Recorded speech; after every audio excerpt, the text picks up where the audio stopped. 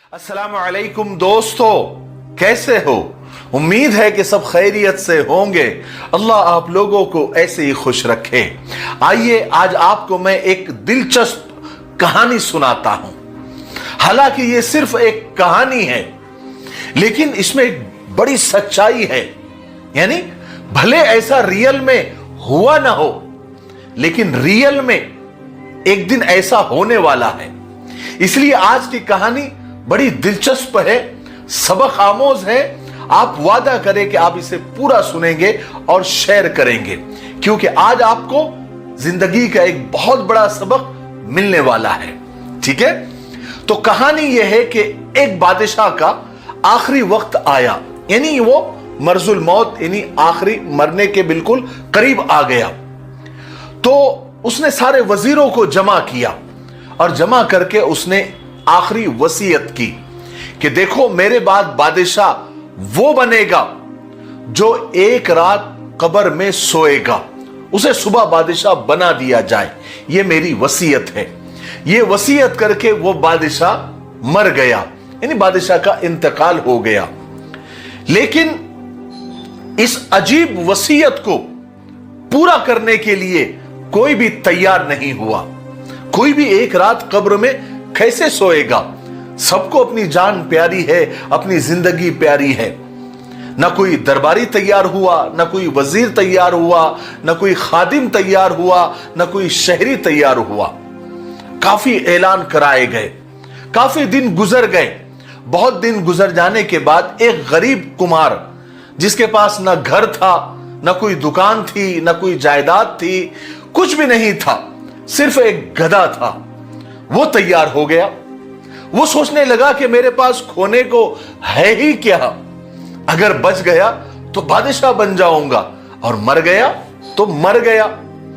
उसने दरबार में आकर अपनी ये ख्वाहिश जाहिर की, जो बादशाह की वसीयत थी, और कहा कि मैं एक रात कब्र में सोने को तैयार हूं। बहरहाल बादशाह की वसीयत के मुताबिक उस कुमार को कब्र में सुला दिया गया और उस पर मिट्टी डाल दी गई। कुछ ही देर के बाद मुनकर नकीर यानी दो फरिश्ते आए, सवाल जवाब और हिसाब किताब होने लगा। तो उस गरीब कुमार ने कहा कि मेरे पास तो दुनिया में कुछ भी नहीं था, सिर्फ एक गधा था, तो मुझसे किस बात का हिसाब किताब? तो एक फरिश्ते ने दूसरे फरिश्ते से कहा कि इसका आमाल नामा निकाला जाए।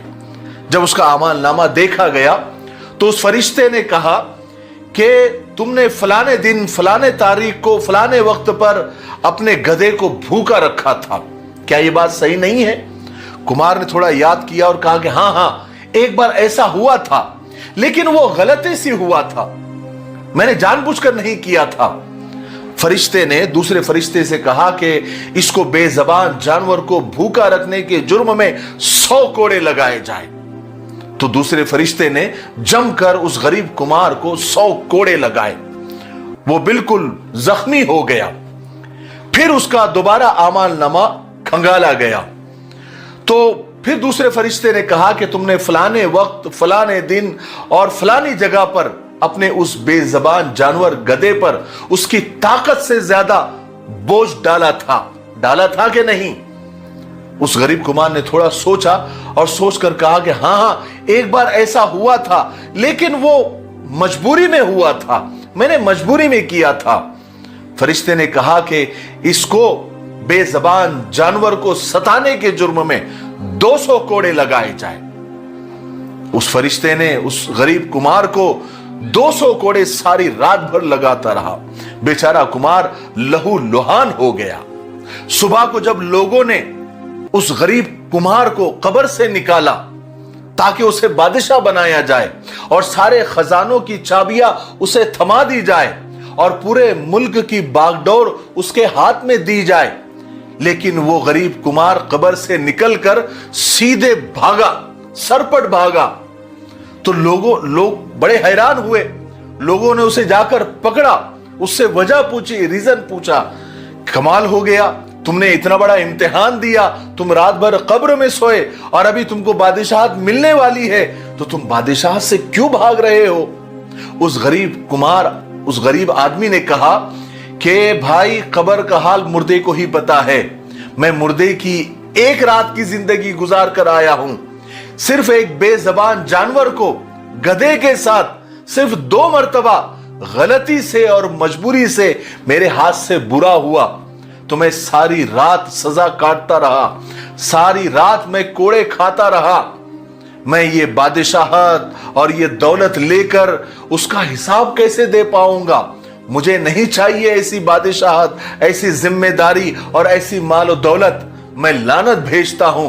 यह कहकर वो कुमार सीधा वहां से भाग गया। मेरे भाइयों, बहनों और दोस्तों, अल्लाह के रसूल सल्लल्लाहु अलैहि वसल्लम ने फरमाया कि जो शख्स अच्छी तरह से नमाज पढ़ता हो, किसी की गीबत ना करता हो, उसके अहलो अयाल ज्यादा हो और माल कम हो, वो जन्नत में मेरे साथ ऐसे 2 उंगलियों के जैसा यानी करीब करीब हम होंगे। और एक जगह पर अल्लाह के रसूल सल्लल्लाहु अलैहि वसल्लम ने फरमाया कि मैंने जन्नत में मालदारों की बनिस्बत फुकरा को यानी गरीबों को ज्यादा देखा है।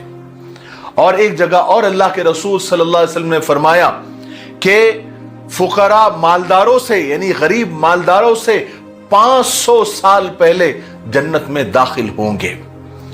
मेरे भाइयों, जो लोग दुनिया में गरीब हैं, जिनको अल्लाह ने माल कम दिया है, जो हल्के फुल्के हो लेकिन नमाज रोजों के पाबंद हो, नेक हो, बुराइयों से दूर रहते हो, किसी की गीबत और चुगली में न पड़ते हो, उनके जन्नत में जाने के ज्यादा चांसेस हैं। और मालदारों को तो उनके माल का हिसाब देना है, अपने ओहदों का हिसाब देना है, अपनी तिजोरी का हिसाब देना है। उन्हें हिसाब व किताब की एक कठिन घाटी से गुजरना है। ठीक है, मैं दुआ करता हूं कि अगर कोई गरीब है तो अल्लाह ताला उसे गुर्बत में भी जन्नत अता फरमाए, और अगर कोई मालदार है तो अल्लाह ताला उसकी मालदारी में भी उससे ऐसे नेक काम करवाए कि वो हिसाब किताब से बच जाए। वरना अगर हिसाब किताब लेने पर अल्लाह तबारक व ताला आ जाएंगे तो एक घूंट का क्या, एक कतरे का भी हम हिसाब दे नहीं सकते। ठीक है, मुझे उम्मीद है कि आज की इस कहानी से हमको एक बहुत बड़ा सबक मिला होगा। तब तक मेरे लिए, पूरी उम्मत के लिए, पूरी इंसानियत, पूरी मानवता के लिए और हमारे प्यारे मुल्क भारत के लिए और यहाँ की अमन और शांति के लिए, तरक्की उन्नति के लिए खूब दुआएं करते रहें। अस्सलामु अलैकुम व रहमतुल्लाहि व बरकातुहू।